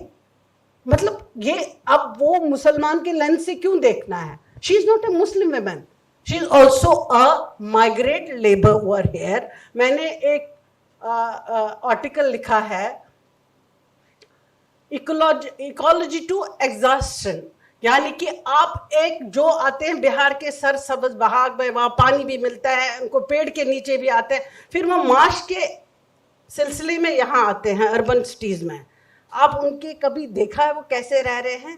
बीमारियां उठती हैं उनके, तो उनके खर्चे इतने होते हैं, उनके रहने, तो हमारे पास वो इंफ्रास्ट्रक्चर नहीं है। वो चीज़ें करते हैं जो हमें लगता है देन वी इम्पोज कि ये मजहब ने करवाया। नो, अब गेटोज में मुसलमान रह रहे हैं तो उनको वही स्पेस मिलती है। इवन मैंने एक बारी, मेरे लिए वो कल्चरल शॉक था, मैंने एक बारी किसी से पूछा जब मैं पहले पहले आई कि लोग क्यों रह रहे हैं खाली ओखला में, और मैं वहाँ नहीं रहती थी, मैं साउथ दिल्ली। एक दफ़ा इत्तेफाक हुआ तो बटला हाउस मैंने देखा पहली दफ़ा, मैं शॉक होगी। रिक्शा भी है, और इट वाज लाइक वहाँ मैंने अंदर से देखा लोगों के बड़े घर है, काम बहुत अच्छा करते हैं, हाईली क्वालिफाइड है, IAS है। फिर मुझे बताया गया कि मुसलमानों को अच्छी जगहों पे घर नहीं मिलता है in spite of having the money. तो जो नैरेटिव ग्लोबल, वो यहाँ का नहीं है, वो ग्लोबल नैरेटिव है, और इन सब चीज़ों को डिफ्यूज एक ही चीज़ करता है, वो एजुकेशन है। अभी हम यहाँ पे अभी एक बात आएगी जो मैं बोलना चाह रही हूँ। हम मदरसों की बात कर रहे हैं ना, अभी दिखा रहे थे आप, मदरसा की लड़कियाँ हैं और पढ़ रही हैं। 2008 में और 7 में, आई डोंट नो, मैं जब कमीशन के साथ थी और मुझे एक असाइनमेंट दिया गया एजुकेशन पे, वो it was also related to women girls madrasa पे ओवरऑल। तो फिर उसी के साथ कि बाकी जगहों पे होम स्कूलिंग क्यों हो रही है, आपको मालूम है? अमेरिका में, लंदन में, ऑस्ट्रेलिया में, कनाडा में, तो वहाँ पे इसलिए स्कूल होम स्कूलिंग हो रही है। हम कोविड की बात नहीं कर रहे हैं, हम कोविड की बहुत पहले बात कर रहे हैं। वो अपने बच्चों को, उनको भी कंस्ट्रेंट ऑफ मनी होता है, टाइम होता है, वो अपने वैल्यूज़ देना चाह रहे हैं, वो अपने जो जिस भी तरीके से, तो वहाँ मनाहित नहीं है। अगर यहाँ पर कोई अपने मर्जी से उसको मदरसे में एनरोल कर रहा है, वो अपनी तरीके से जो उसे थोड़ा सा उसकी अपब्रिंगिंग हो, तो वहाँ पे वो पॉलिटिसाइज दैट। अगर ग्लोबल लेवल पे होम स्कूलिंग है, ये मदरसा है। जब बेगम भोपाल थी जिन्होंने पहला मदरसा खोला भोपाल में, तो क्या खोला था वो? दरसगाह, जो मैं जहाँ मैंने पढ़ा है ना, कुरान शरीफ, तो वहाँ हमें मेन करिकुलम नहीं पढ़ा। और हमारे यहाँ अब ये थोड़ा सा मैं देख रही हूँ 4-5 साल से, मुझे ये भी नहीं मालूम था वहाँ मदरसा है। तो कोई NOS की कोऑर्डिनेटर थी, वो बता रही है कि हमने मदरसा की बच्चियाँ हैं, तो आई वाज शॉक्ड। तो वहाँ ड्रॉप आउट्स अगर हो रहे हैं और मदरसा की बच्चियाँ, I even was also the part of NOS में एकेडमिक काउंसिल की मेंबर रही, मैंने वहाँ पे कोऑर्डिनेटर थी for a long time, Madrasa education पे बहुत काम किया। लेकिन वही है कि अगर हम इक्वालिटी की बजाय इक्विटी की बात करें, जो हालात women empowerment, not through equality, not through education, but through equity. Equity है कि जहाँ जो माहौल है वो क्रिएट, वो इकोसिस्टम करना है, वहाँ पे कम्युनिटी लेवल पे गवर्नमेंट को भी उसको सपोर्ट करना है, तो वहाँ पे हमें उस पॉजिटिव सोच को लाके पॉलिसी में ज़रूर लाना है. Because I was talking to earlier with doctor Parveen, I ask आप लोग ये क्यों कंडक्ट करते हैं. शी ब्रीफ मी, हमने ग्रास रूट लेवल पे काफ़ी काम किया जो विच वॉज रिफ्लेक्टिंग, मगर पॉलिसी लेवल पे हमें नहीं मालूम है. We want to talk. तो पॉलिसी लेवल पे अगर पब्लिक, एक बात मैं और शेयर करना चाह रही हूँ. हैदराबाद में ये भी 2000 आई गेस 10 के करीब है. वहाँ पे एक साहब थे, उनके पास बहुत सारे college, and she started with the medical college. अब लड़कियों को भी करना है और वहाँ पे वेल है. मैं उसको बुरा नहीं मान रही हूँ ना, मैं भी मुसलमान हूँ, मैं नहीं पर्दा करती हूँ. देन व्हाट, जो मैं हूँ, जो वो है, उनको भी उस अटायर से कोई फर्क नहीं पड़ना. अब जो वहाँ के चेयरमैन थे, वहाँ पे उनकी, हम भी बच्चियों को डॉक्टरी कराना चाह रहे हैं, तो उन्होंने specifically women's college, medical college खोला शादान के नाम से, मेडिकल कॉलेज फॉर विमेंस. बहुत सारी जगह जहाँ एज पर अगर उनको, क्योंकि जब हम बात करते हैं कोई हॉस्पिटल होता है which is manage by the Christian minority, वहाँ पे नर्सेज उनकी नन्स होती है, ठीक है, वहाँ उनका स्टाफ फीमेल होता है. जब वो चला सकते हैं, वो भी तो स्काफ कवर करती है. तो what is the problem with this Muslim, with the Muslim name. तो इसको थोड़ा सा पॉलिसी लेवल पे, पब्लिक प्राइवेट पार्टनरशिप पे ज़रूर काम करिएगा. क्योंकि अगर मदरसा भी कहीं है, मैं एजुकेशन में कमीशन में रही हूँ, अब ऑलमोस्ट क्लोजर हो रहे हैं बहुत सारे इंस्टीट्यूशन के. What is the reason? एक तो फिनेंशियल कंस्ट्रेन है, स्ट्रक्चर है, but there is no recurring cost. So government need to intervene, and उसको स्ट्रक्चर बनाया हुआ है. अगर लड़कियों के लिए है, जो भी है, जहाँ पे भी है, उस तरीके से यू कैन फाइंड आउट, जिससे लड़की सेफ होके अपना एजुकेशन करे, वापस करे. दूसरी बात है कि जो एफिलिएशन और जो मान्यता होती है वो नहीं मिलती है, उसमें बहुत सी रेजिस्टेंस होनी पड़ती है. जब आपको वहाँ पे आपको मान्यता नहीं है, आपको रजिस्ट्रेशन नहीं है, रिकग्निशन नहीं है, एनओसी नहीं है, तो कैसे वो इंस्टीट्यूशन चले, कैसे? और so we need to intervene more on the structure rather की ब्लेम है. अगर आप सक्सेस स्टोरी सुनना चाह रहे हैं Muslim community, I am not defending, okay, जहाँ पे मुझे क्रिटिसाइज करना है वहाँ पे वो फ्लॉज है, लेकिन वाई टू उनको ज़्यादा तूल क्यों देना है? दे आर नॉट इम्पोर्टेंट, वो करें, वो क्या कर रहे हैं. But as a citizen of India, अगर कोई भी ऑर्गेनाइजेशन है, उनको इस तरीके से काम करना चाहिए. अपने सबसे पहले मुझे लगता है कि कल्चर अपना जो जहाँ पे जिसका है, उसको उस माहौल से, कोई ट्राइब है, उनका अपना कल्चर है, उसको रेस्पेक्ट करो. क्योंकि India is a huge country, it is having a lot of diversity. We need to respect the language, the culture. तो उस तरीके से शायद वीमेन सो कॉल्ड एम्पावर हो सकती है. अदरवाइज जैसे फिरदौस ने बताया, औरतों को मालूम है, इख्तियार भी है, सब चीज़ें हैं, लेकिन वो उनको इस तरीके से नहीं एक्सरसाइज कर सकती है क्योंकि वो फिनेंशियली बहुत ही डिप्राइव होती है. वहीं से रूट काज शुरू होता है. जैसे मिनिस्ट्री ऑफ स्किल है, उसमें MSME के बहुत सारी स्कीम्स हैं. देखिए, कुछ गवर्नमेंट को भी मॉनिटरिंग एजेंसीज, कमिटीज़ रखनी चाहिए, उनको लगना चाहिए. अगर आपको ट्रांसपेरेंसी लानी है ना, तो यू हैव टू हम किन को दे रहे हैं, कैसे स्कीम चल रही है, कैसे, जैसे विकसित भारत है अभी 2047 में काफ़ी सारे स्कीम्स आते हैं. We need a good think tanks, we need a good policy researchers, policy the consultant, those who can intervene. यहाँ पे तो गवर्नमेंट उसको रेक्टिफाई करना चाहिए, तब हम. अदरवाइज अगर 10 साल के बाद भी बैठेंगे ना, यही बात करेंगे, कोई फायदा नहीं है. फिर यही बातें करते रहेंगे. Thank you so much. Thank you so much doctor Shabista ma'am, आपने बहुत सारी बातें की. अगर आप देखेंगे, मैंने गर्ल्स मदरसा के ऊपर क्वेश्चन लिखा हुआ था इनफैक्ट, लेकिन टाइम नहीं था तो नहीं पूछा. लेकिन आपने ऑलरेडी बता दिया कि आपका क्या पर्सपेक्टिव है. एक चीज़ और जो मैंने नोटिस की कि आपने, जैसे पूरे इस डिस्कशन में ये था कि आपके चाइल्डहुड में आपके फादर ने आपको बहुत सपोर्ट किया. Father, it was not only the father. मेरे home. एक पड़ोसी अंकल थे, मेरी दूसरी बहनें पब्लिक स्कूल में पढ़ती थी, पब्लिक गवर्नमेंट स्कूल में, मतलब वहाँ पे वही था, प्राइवेट नहीं था। तो वो आके इतनी अथॉरिटी थी, उसने अपने बेटे का एडमिशन कॉन्वेंट में किया सेंट जोसेफ में, और मेरा भी कर दिया। सो दैट इज हाउ ये होता है। So I was in all way blessed, privileged.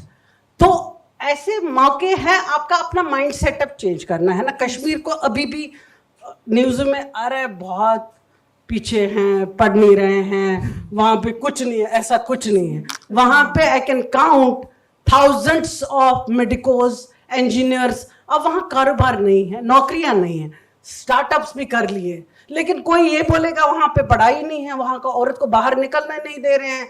मुझे उससे बहुत एलर्जी भी है, और मुझे उससे आई कॉन्ट्रडिक्ट, वो फैक्ट ही नहीं है, that is not a fact.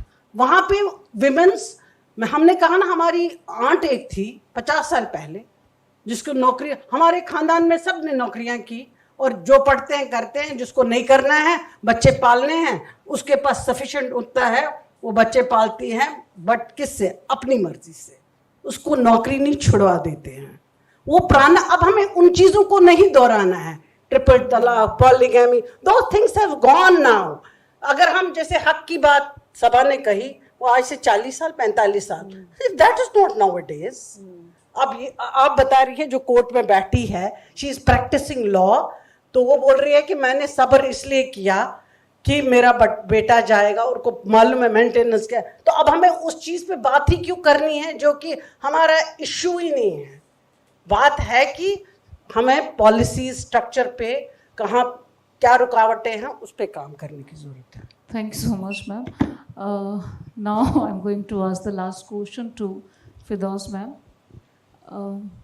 Once again, I will remind that we are actually running at the schedule. We are already 30 minutes late. So kindly try to be as brief Start as 30 minutes late. That is something you should not tell to a lawyer. Anyways, yeah. Yeah, so I would like to ask again the culmination of two questions. How was particularly, if any, particular discrimination or any encouraging your experience as the lawyer stayed with you for years? Number two, what kind of one strong legal suggestion would you like to give to the girls who are sitting here? These two questions I would like to ask. Thank you. So now there is a disclaimer also, and there is a warning that I have to speak very less. Court में जज साहब बोलते तो normally we say that in 30 seconds my lord we will just submit it, और वो 30 minute हो जाता है। Anyways, see, as Professor Sabiha Hussain ma'am said कि उनको ये कहा जाता था कि आप जामिया मिलिया इस्लामिया में पढ़ाती होंगी because she was a Muslim. To me also, my father has been member of Law Commission of India and also Dean Guru Gobind Singh Indraprasth University. He has been many things. He has been in Indian Law Institute also. But time and again, when somebody used to find that he is into the legal fraternity, so I was always told, asked, he might be in Jamia Millia Islamia. तो मैं कहती थी कि क्यों भाई, ऐसा क्यों है?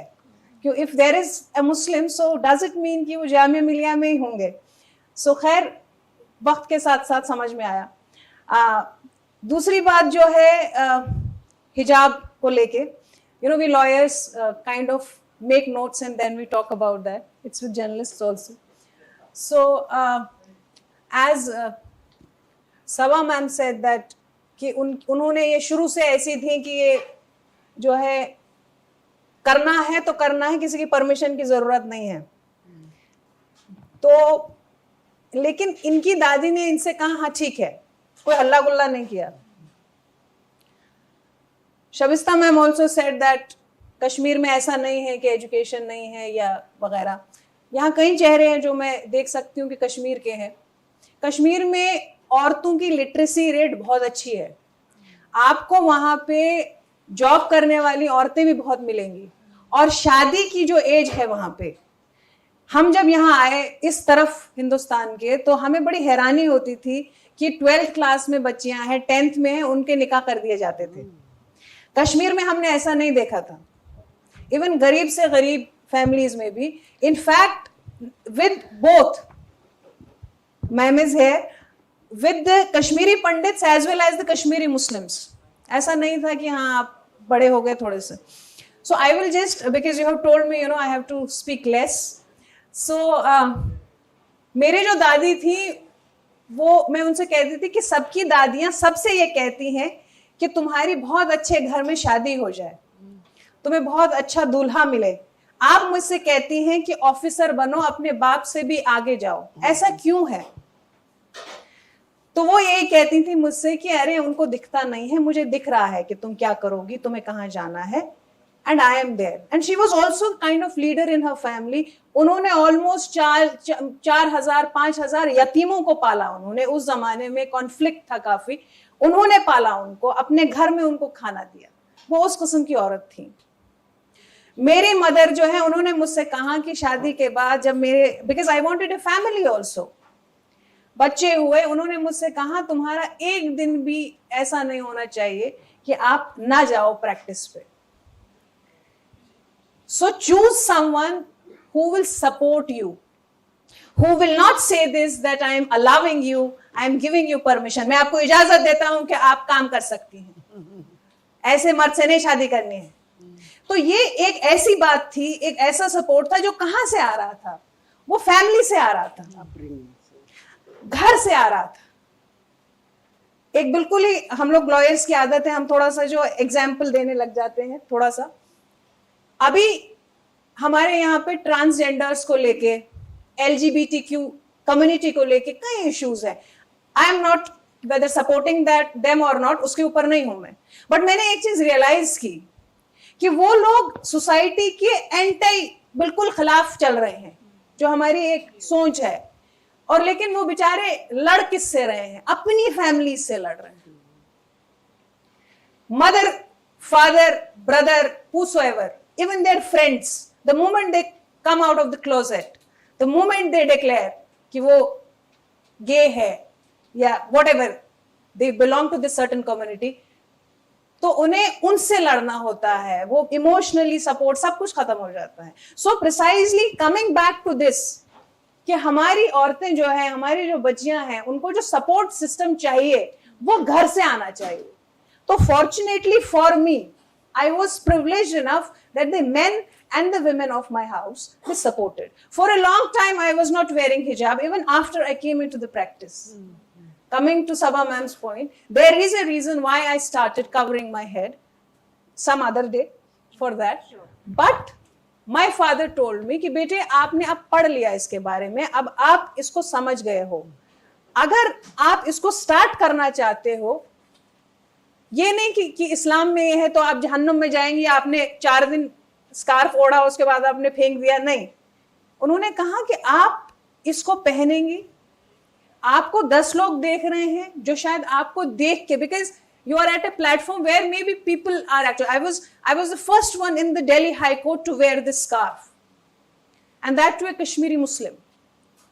तो उन्होंने मुझसे कहा आपको 10 लोग और देख रहे होंगे जो चाहते होंगे कि वो स्कार्फ पहने, मगर वो नहीं पहनते हैं जिस भी वजह से.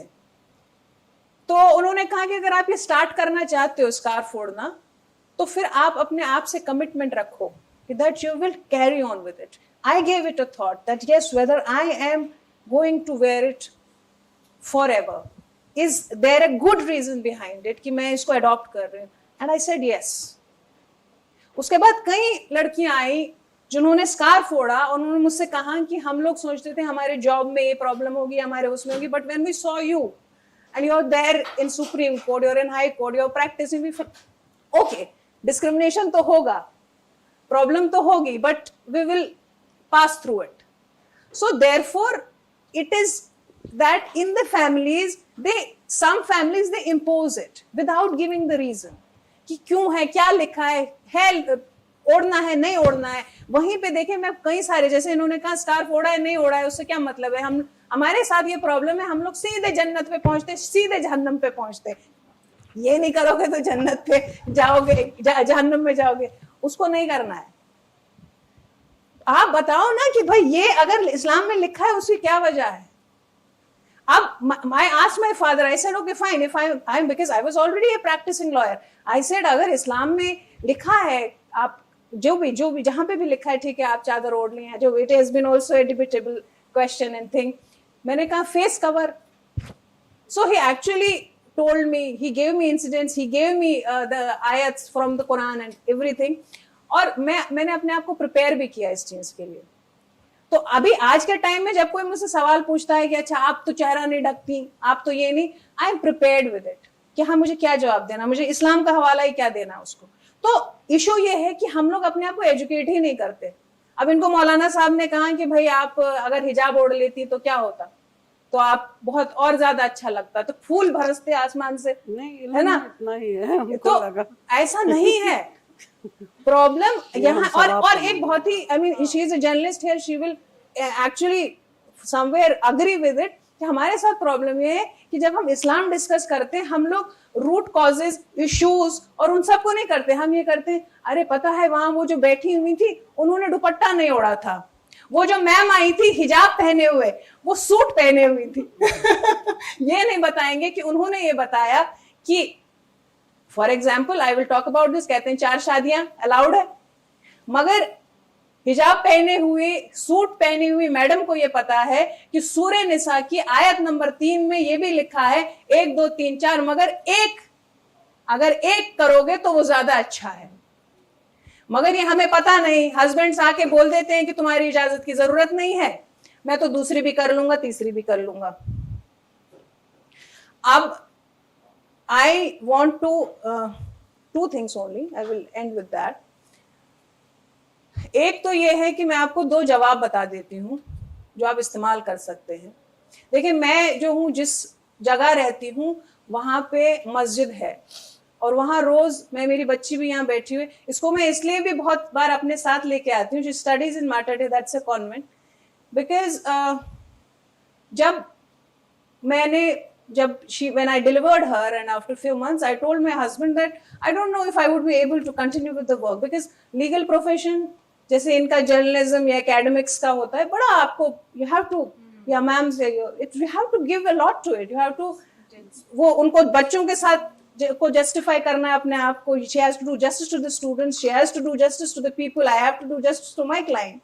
So I told him I don't know if I would be able to do it. He said no, he pushed me and I went. कुछ दिन बाद में किसी चैनल पे किसी कुछ डिबेट था, उसमें थी, she was just 7 8 9 months, she said, and she was very happy to see me.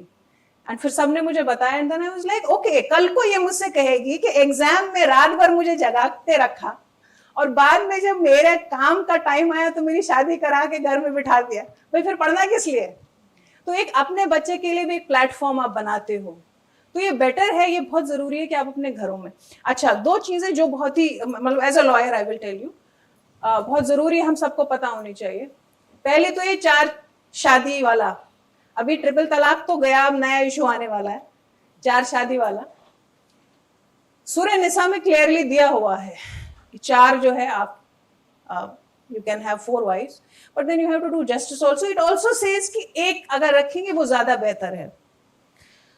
तो अभी क्या है कि इसमें 2 जवाब होते हैं. एक तो ये होता है कि आपको उन 4 के लिए को इक्वली ट्रीट करना है.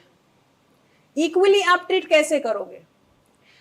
When I discussed this with my father, he told me let's take an apple. एक सेब ले लेते हैं. चलिए मैं उसको उर्दू में हिंदी में बोलती हूँ. एक सेब ले लीजिए, मेरे 2 बच्चे हैं, उस सेब को मुझे इक्वली दोनों में बांटना है. मैंने 2 टुकड़े कर दिए, एक राइट टुकड़ा हो गया, एक लेफ्ट टुकड़ा हो गया. राइट मैंने एक बच्चे को दिया, लेफ्ट एक बच्चे को दिया. इट इज नॉट जस्टिस, क्योंकि मैंने एक को दायां हिस्सा दिया, एक को बायां हिस्सा दिया. मैंने दोनों को सेम चीज नहीं दी, दायां दायां नहीं दे पाई. अब मैं फिर उसके टुकड़े करूं, एक दायां हो गया एक बायां हो गया.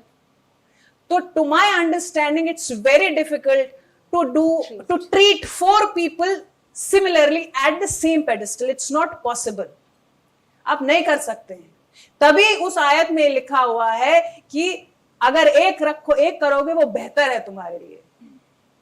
अच्छा दूसरी बात, बड़ा हम लोगों को टॉर्चर किया जाता है कि तुम्हारे यहां तो 4 शादियां अलाउड है. हमारे यहां पे एक लिमिट दे दी गई थी. Polygamy it was through out the society. It is not कि सिर्फ मुसलमानों में थी, हर किसी में थी ये। बट हमारा कुरान जो है उसने हमें एक लिमिट दे दी कि भाई 4, उससे ज्यादा नहीं।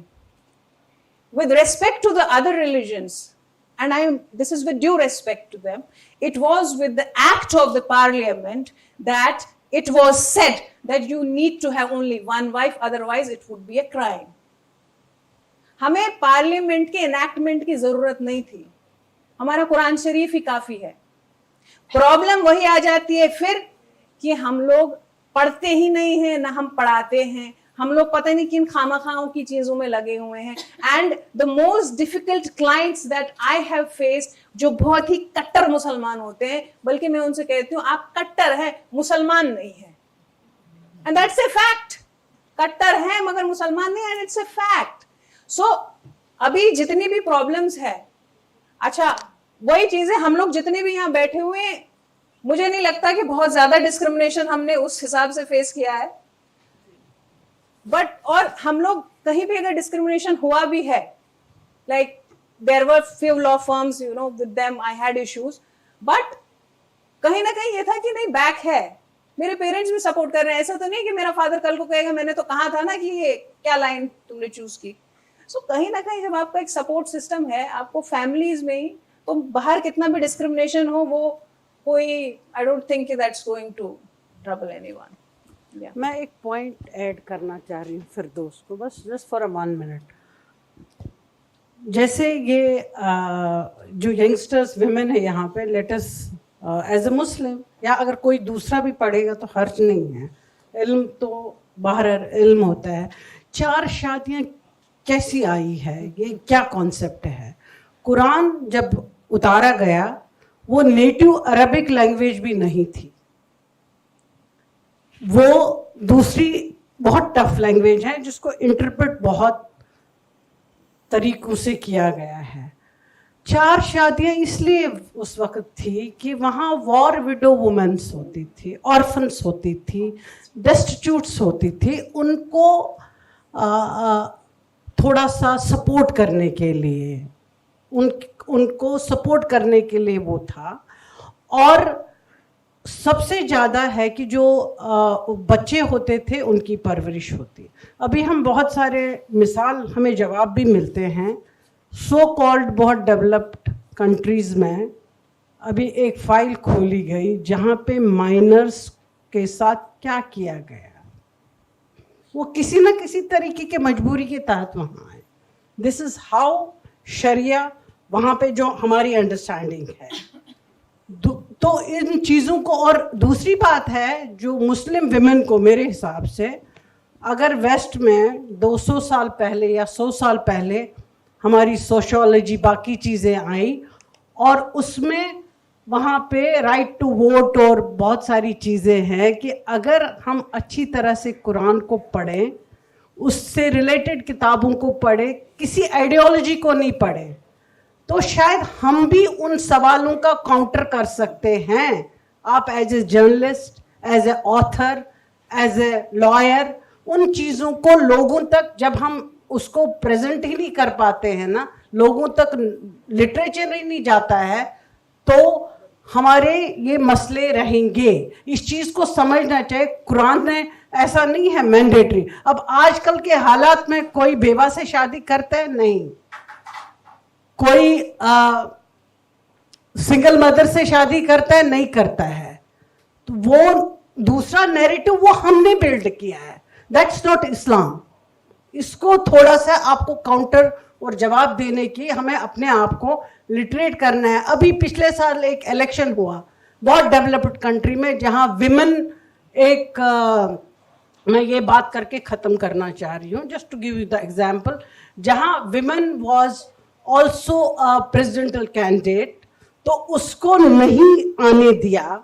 वहाँ एक मेल को क्योंकि उनके जीन्स में ही नहीं थे कि वो विमेन की लीडरशिप को एक्सेप्ट करें, ठीक है ना। तो हमारे सब कॉन्टिनेंट जो एशिया का है, हमारे यहाँ मुसलमान 2 खवातीन प्राइम मिनिस्टर बन गई, हसीना और बेनज़ीर भुट्टो, हाँ, और इस्लाम में पहले आप रज़िया सुल्तान और बहुत सारी ऐसी मिसालें हैं. Why to blame Islam for that? सो ये सवाल अपने लिए करके, और मेरा एडवाइस है, मैं जहाँ पे भी जाती हूँ ना, मैं स्टूडेंट से, यंगस्टर से कहती हूँ, इस्लामिक स्टडीज पढ़ लो एज ए हिस्ट्री, उसको पढ़ लो और समझ लो, शायद हम अच्छे तरीके से उन चीज़ों को जवाब भी, हमें किसी को नहीं है, we have to share the literature, बस उतना ही करना है, तो चीज़ें खुद ब खुद उस सतह पे भी ठीक हो जाएंगी. Thank you. Thank you so much, ma'am. If there is any single question we can take, because we are already running out of time, or if there is, I would in fact, request you that you can have an informal interaction with the panelists on the tea. That would be more appropriate to save the time. With these words, I would like to now give the vote of thanks, because I understand the patience the audience actually shown. That's tremendous. Okay, so thank you so much. I would like to extend the warm regards and heartfelt thanks to all the panelists, Professor Sabiha Madam, Dr. Shabista Ma'am, Ms. Saba Naqvi Ma'am, and Mrs. Firdaus Ma'am. Thank you so much for giving a lot of perspectives and insight. Similarly, I am very thankful to the entire team. I would like to start that I'm very thankful to AV sir, CP sir, Ramveer sir, for extending all kind of supports to Awaz-e-Khwateen to making this event really successful. Similarly, I am very thankful to Mr. Amir Atil sir and his entire team of Awaz the Voice for being with us, for extending all required supports. They have been here since the forenoon, so thank you so much. Similarly, I am thankful to Dr. Hafizur Rahman sir and his team of Khusro Foundation for providing all sorts of facilities which was required. Their books are also in the kit, so kindly do read and go through the catalog as well. Lastly, I would like to thank to the team of Awaz-e-Khwateen, which is certainly my team. I'm very proud of my team for doing a lot of hard work. Especially, I would like to thank to Miss Yusra and Miss Tuba for being my eyes and ears throughout the preparations and bearing my anger at times. I'm a little bit, I can say that, a hard taskmaster, so they have survived it. Similarly, I would like to thank to Mr. Pankaj and Manish. They are the members of our technical wing. Thank you so much for all kind of supports. And lastly, I would like to thank the wonderful, I'm thanking the last to the wonderful audience, because I want to give you the more credit for this. Thank you so much for being very patient. I can see that not even a single person moved out of this hall throughout this panel discussion. As a teacher, I do understand the attention time span is very low. Usually after 30 minutes, people start losing the patience. But thank you so much for being a wonderful audience. Thank you to all the distinguished guests for not only joining the event, but being attentively listening everything. Last word I would like to say for the India Habitat Center for seamlessly helping us throughout this event. And there's one suggestion, काफ़ी हिजाब वगैरह पे बात हो चुकी है, I don't want to go to in that conversation. मुझे सादत हसन मंटो की 2 लाइनों के साथ में ख़त्म करूँगी. बहुत अच्छा, उन्होंने बहुत सारी बातें कही है, कभी और मौका मिलेगा तो मैं ज़रूर कहना चाहूँगी कि आप दुनिया की सारी औरतों को भी बुर्खे पहना दीजिए, लेकिन फिर भी मर्दों को अपनी आँखों का हिसाब देना होगा. समझदार, जिसे कहते हैं, समझदार लोगों के लिए इशारा काफ़ी, और यहाँ सारे समझदार लोग हैं, मैं ये मानती हूँ. मेरा मैसेज पहुँच चुका होगा. एक लास्ट गुजारिश मैं करना चाहूँगी to all the man who are sitting in this hall, regardless whatever is your religion, make a kind of I would say a promise to yourself that what least you can do for the people, for the women around you, to make them feel comfortable. If you cannot do much for them, which should be, but at least make them comfortable, because it takes a lot of hurdles to come to reach to the educational institutes and to reach to the offices as well. With these words, I would conclude this panel discussion. Please do join us for the high tea. Thank you so much. Have a wonderful day.